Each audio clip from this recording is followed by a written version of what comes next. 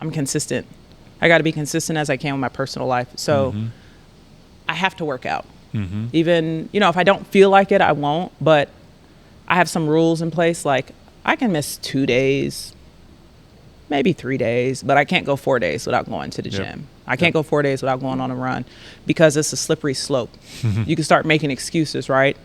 And you just have to have boundaries. And I have boundaries in my life. I have boundaries around the type of people that I want to hang around, and I let it be known. I'm very clear with people.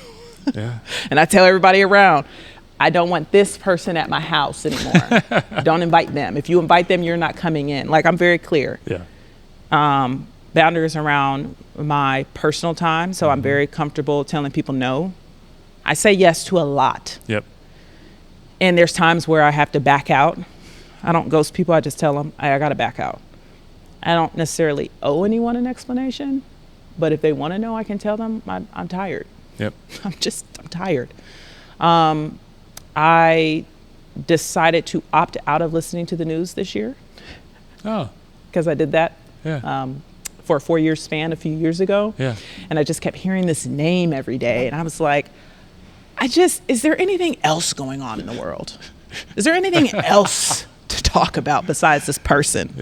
And so I opted out of listening to the news this year. I said, if it's important, it'll end up on my desk. Or a friend will tell me. But instead, I tap into other podcasts where they might weave in the newest update of something with the political, without all the political jargon, but like, what's the economic impact of this? What's the social impact of this? And so that's how I've decided to digest news. I've also reading. Like, nothing's going on. Everything's good. But reading is like, it's one of those things where if you don't do it anymore, you lose the capacity to do it.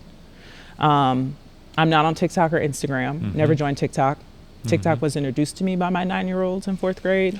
So I always thought it was like a kid's platform until I went to business school and people were like, you're not on TikTok? I said, why are you on TikTok? My 9-year-olds are on TikTok. You shouldn't be on TikTok. And so it just never clicked that this was a thing. I've seen a few clips and I'm like, ooh, I see how this is addicting. No, thanks.